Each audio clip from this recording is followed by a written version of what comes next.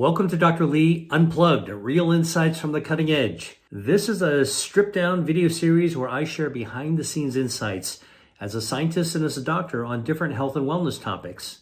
It's raw, direct, unscripted, no sugarcoating, just real talk and real science. And today we're going to talk about surprising things that people do on an everyday basis that they don't realize might be damaging their health, and what we can actually do about it. All right, I'm going to give you a couple of tips, practical tips of ways to actually get around. These are little hacks that you can actually do for health. All right.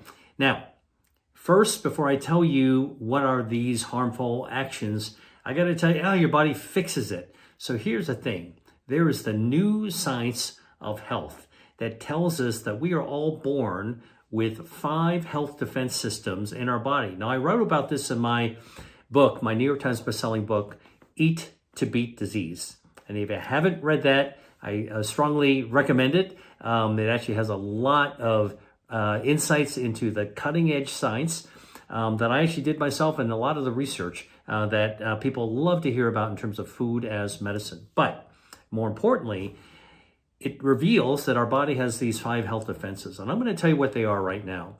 Number 1, our first defense is called angiogenesis. Angio, blood vessel. Genesis, how our body grows our circulation.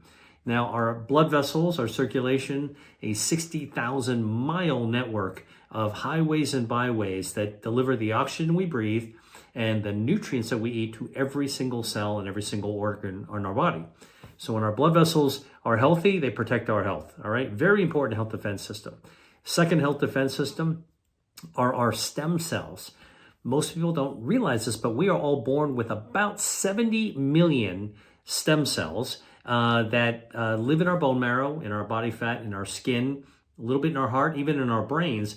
And these stem cells are called out like bees coming out of a hive in order to be able to heal and repair us from the inside out. So we actually can't regenerate like a starfish or a salamander, but we can actually regenerate and repair and heal ourselves from the inside out using our stem cells. Very, very important as a health defense. Third health defense is our gut microbiome. Now, most people by now have heard about good gut health, which relates to our gut microbiome. This is 39 trillion bacteria that live inside our body. Most of them live in our gut, our lower gut, in a part of the gut called the colon. And within the colon, part of the colon called the cecum. It's a little sac in our colon. All right, it's where the appendix actually is. And this little sac contains all these bacteria. It's an ecosystem, kind of like the Great Barrier Reef, filled with bacteria that actually do all kinds of good things when they are healthy.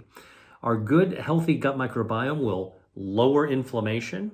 All right, they produce short-chain fatty acids that can do this.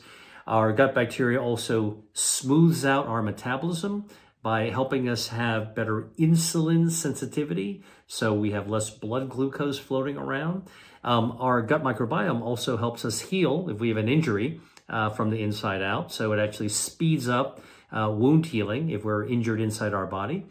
Our good gut bacteria also text messages our brain, all right, and helps our brain release neurotransmitters that are important for a better mood, all right? Like oxytocin, like dopamine, like serotonin, all these neurotransmitters that are super important to put us in a better place mentally, good for our good mental well-being. That's the third health defense system. Fourth health defense systems are DNA. Now, you probably know that our DNA is our genetic code. We inherit our DNA from our parents. But did you know that DNA also protects us from the environment? So if we actually have toxins in the environment, whether it's ultraviolet radiation from the sun or toxin that we breathe in, guess what our DNA does? It can fix damage to our DNA that's made, or it can prevent the damage. Now, why is that important? Is because our DNA damage is called a mutation. And mutations are the setup for developing cancer, right? Cancers are actually, the root cause of cancer, actually inflammation, plus mutations in our body will actually spark tumors, including cancerous tumors, to actually grow. So our DNA defenses protect us against that kind of damage. Hey there. Have you heard of intermittent fasting? I'm sure you have. It's not what you eat, but it's about when you eat. And I've got a simple guide to help you get started with intermittent fasting. If you're looking for an easy way to boost your energy and improve your health, and maybe shed a few pounds along the way, this could be the perfect solution for you. In my guide, I'm going to show you how fasting helps your body burn fat and also repair itself. It's an easy thing that you can do effortlessly every single day. Plus, I'll give you tips on how to succeed with intermittent fasting. And I'll tell you the science behind why this works. Just click the link below to grab your free copy, or scan the QR code on the screen right now. Now, let's get back to the video. The other thing our DNA does is actually it can respond to beneficial actions that we take to create epigenetic changes that can actually protect us against cancer and also help unleash healthy genes. These are proteins that are made by our DNA. Our genes can actually help us create defensive substance that can help us live longer and better as well. And speaking of living longer, our DNA defenses also have at the very end of them a little cap called telomeres. Now, telomeres are at the end of our DNA. They protect us from cellular aging. So as we get older, they burn down. And when they finally burn down to the very bottom, it's like a candle, the wick burns all the way down to the bottom. Then basically our cells are kaput. They've aged. Now, the other analogy that's been given to these defenses for DNA is like the caplet at the end of a shoelace, right? So, basically with that caplet, that little plastic thing on the end of the shoelace, protects our shoelace from fraying and unraveling. And, over time, that caplet will break down. And what happens at that point? Guess what? Your shoelace begins to unravel. You ever try to tie an unraveled shoelace or try to thread it back into the eyelet in your shoes? Forget about it. Like really difficult. Well, that's what actually happens when our telomeres burn down. So our telomeres, our DNA can protect ourselves by growing the telomere, getting it longer again, protecting it from damage. So that's another health defense. And then finally, our fifth health defense is our immune system. Now, our immune system can actually raise inflammation when it's healthy, actually helpful for you, like if you're injured and you need to repair yourself, or our immune system can actually lower inflammation as well, turn down the volume to inflammation, which is really important. Or the other thing it can do is it can actually turn up our immunity, our protective immunity. It protects us from invaders from outside of our body, like bacteria and viruses, and our immune system protects us from invaders inside our body. What am I talking about? I'm talking about cancer cells. Cancer cells are invaders inside our body, and our immune system can conduct surveillance, spot those abnormal cells, and take them out. All right? So these 5 health defense systems, angiogenesis, stem cells, gut microbiome, DNA defenses, and our immune system are vital for our health. Okay, now, what are some activities we do every single day? I'm going to give you 3 of them that we don't realize can cause us harm. All right? So are you ready for them? The first one I'm going to tell you about is filling up your gas tank at the filling station, petrol station, depending on where you live. All right? Now, you're wondering, how can that be harmful? Well, actually, when you actually pull your car up to the gas station to fill up your tank, you're probably doing it because your fuel tank looks like it's heading towards empty. Got to get some gas. All right? Totally understand. So what do? You get out, you turn off the car, get out of the car, go to the pump, pick up the nozzle. You got to put your credit card in or whatever. Put that nozzle into the car, into the slot, the port, and then you hit the gas level that you want. All right, you can get higher quality, lower quality, and you're putting that gas into your car, and you can feel it pumping through the hose into your car. You can hear it sloshing around in your tank. Now, here's where the danger is. If you can smell the fumes of the gasoline, guess what? You are breathing in a solvent, and that solvent in your lungs can damage DNA inside your lungs.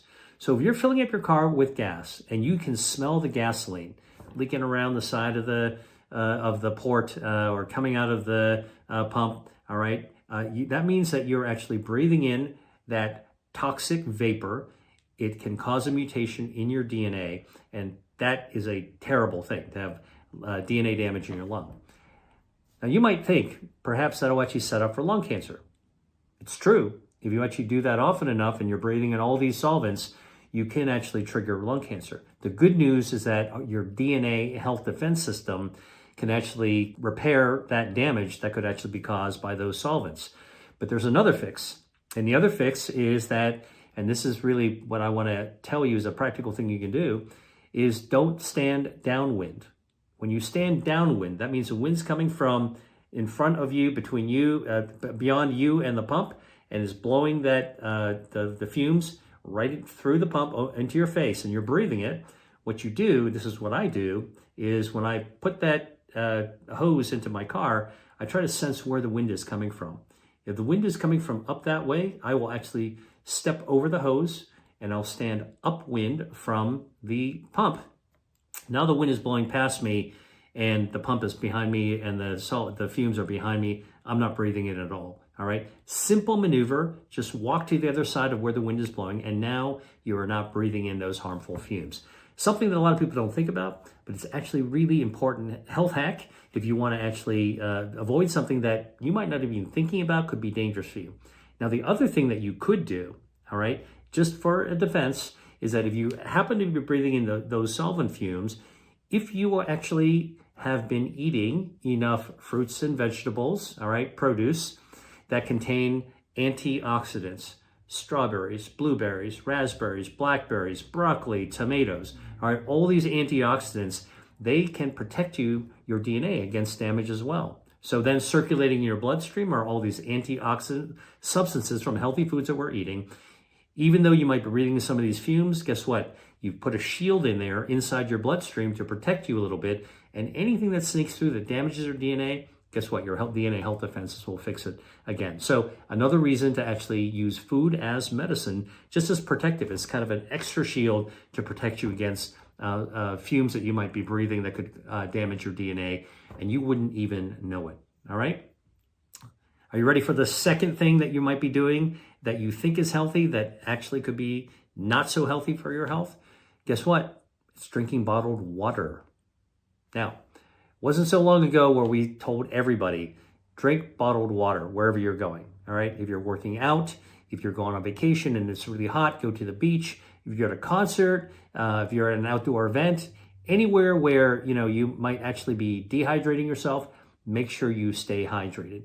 Now, that hydration part is still true, but what is new is the danger comes from drinking water, or frankly, any liquid, any beverage, juice, fruit juice, iced tea, iced coffee, out of a plastic container, because we now know that these plastic containers actually shed microparticles, microplastics, right into the liquid, into the water that we're drinking, right? Now, then when we drink the water, all right, or whatever, the beverage, we are actually ingesting, consuming all those microplastics. Now, why is that bad? Well, recently we've discovered that these microplastics, and some people estimate that we consume up to a credit card's worth of plastic into our bodies every week because of how much we're surrounded by plastics. Maybe it's more, maybe it's less. It doesn't matter if that's the right amount or not. What we now know from autopsy studies and from surgical samples, is that the microplastics can accumulate in our body. So we know from studies done by neurologists that and cardiologists that in fact microplastics can stick inside the lining of the blood vessel. And in fact, if you've got microplastics stuck inside your blood vessels, it increases your risk of stroke and heart attack by 4 times, all right, 4-fold. We also know from urologists who are doing surgery on the penis that they're actually finding microplastics embedded into penis tissue. Reproductive medicine doctors are finding that microplastics are even found in human semen. I don't know how it gets there, but somehow it works its way into your testicles, into your semen. We've also found at autopsy studies looking at human brains that microplastics are found inside the brain as well, and they cause inflammation. How much microplastics is found in the brain? Well, a recent study actually looked at the amount of plastic in the brain. You could actually measure it, the plastic on a scale, and they found it was about the amount that's found in a plastic spoon, just dispersed throughout the brain. Now, imagine that. That's not what you want. Plastic causes inflammation. The last thing you want, if you want to live well and live long, all right, a lot of people are thinking about longevity these days, you don't actually want to have inflammatory plastic in your brain. Got some brain fog? Ask yourself, when's the last time you drank out of a plastic bottle? All right. Now, doing it once in a while probably is not going to be that damaging, but think about the number of water bottles we've actually consumed water on over the years. All right. Now, our body clearly can get rid of some of the plastics. All right. But we don't understand how it does it yet. That's an area of active research. I'm just telling you, we don't know. I'm an honest scientist. A scientist will tell you when we don't know something. So we don't know exactly how the body gets rid of microplastics, but that is something that you definitely don't want to do whenever you can avoid it. Hey there, it's Dr. Lee. I share a lot in my YouTube videos, but sometimes we need a deeper, more personal dive into how food can be used as medicine. And that's why I created my Eat to Beat Disease course. You'll have me as your teacher and guide to unlock the full potential of food that can be used to boost your health. My course is packed with the latest science and practical strategies. It's all designed to be easily followed and something you can start using right away. So whether you want to prevent a disease or fight a disease or just optimize your health for longevity, my course has got you covered. So if you're ready to make a positive change, click on the link below or scan the QR code on the screen right now. I can't wait to see how you're going to get started to improve your health using food. Now, back to the video. And so here's what I'm telling you. Doing something healthy that you might do all the time, which is drink water to hydrate, which is a good thing. You don't want to be doing it out of a plastic water bottle, all right? So how do you actually avoid that? Well, one thing that you can actually do is to drink out of glass. So if you buy bottled water, get it out of a glass, all right? It's heavier, it can break, or better yet, you can get a thermos, all right? It could be a metal thermos, but it might have glass on the inside or it might have metal on the inside. That's the best container to fill up. Just make sure you're not filling it up from another plastic water bottle, so you're actually just putting microplastics in your thermos or your bottle you're bringing with you, all right? Drink water or other beverages from glass, not plastic. And by the way, this is true if you're drinking tea or coffee as well, iced tea or iced coffee. Now, I actually tell people that there's the holy trinity of 3 healthy beverages: water, tea, and coffee. And if you have those, whether they're hot or they're cold, don't have them out of plastic, don't have them out of styrofoam, all right? Don't have them out of a plastic cup. Make sure you get it out of a mug, a ceramic mug, glass, or metal. That's the best way to avoid microplastics. All right, you want the third one? Ready for the third? Thing that we do often that we don't realize could be actually causing harm. That's nuking starches in our microwave. Nuking a starch in our microwave. Now, look, here's something you might do. You cook some pasta. I like to cook and I like to make pasta. Let's say you have some leftovers and it might have some really, really healthy tomato sauce that you have on it, and you put it into a container, all right? And you're gonna nuke it. It's in the fridge overnight. You're going to nuke it the next day to heat it up. Well, number one, you don't want to be nuking in a plastic container. All right, that's no good. That plastic container, you shouldn't even store it in a plastic container, will leach microplastics. Number two, if you've got a starch like pasta, or another example would be pizza, like a pizza crust, if you nuke that, the high temperatures of the microwave will actually convert the starch, all right, which is a carbohydrate. The heat is going to be so high, it'll convert it into a polymer, which is a plastic, that when you eat, now you're eating a plastic. And what that does is that when you're eating that stuff, your body has a hard time getting rid of these. In fact, they accumulate, these particles can accumulate in your body as something called AGEs, advanced glycation end products, all right? And they're called end products because your body doesn't know how to get rid of them. So you ever nuke a slice of pizza in a microwave, right? The part with the sauce on it will actually get nice and hot, but the crust will turn into cement, all right? And that is an example of the microwave nuking the starch and converting it into a polymer, i.e. a plastic, that you don't want to be eating. It's like really crunchy, like cement. All right, don't be eating that. Microwaving starches is not good. Microwaving liquids, soups, stews, something that you're reheating that actually is in liquid is fine. I'd make sure you're not heating it in plastic though.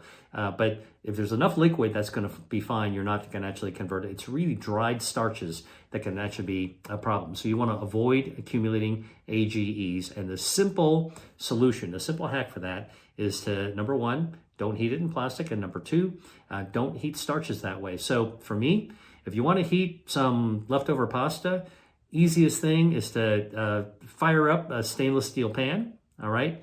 And just heat it up in a pan. Put a little bit of extra virgin olive oil or a little bit of water, and you'll heat it up really quickly, all right? I guarantee you that's a tastier, safer way of actually doing it. And then you can actually add new spices to it. I like to refresh leftovers that way, so you're kind of cooking it again, so you're refreshing the dish. A lot healthier than putting it in a microwave. Or if you're heating up something like a slice of pizza, please just get a toaster oven, all right? And fire it up there, heat it up there. That's the safest way to do it. Don't nuke your slices of leftover pizza, all right? That's it for this episode of Dr. Lee Unplugged. I hope you learned something, and if you enjoyed this video, hit the like button, and don't forget to hit subscribe as well if you want more raw science-based information. If you have any thoughts or comments, please put them into the comments section. I look forward to hearing from you. And that's it for now. I'll catch you on the next video. Hey, if you like that video, then you're going to love this one. Check it out.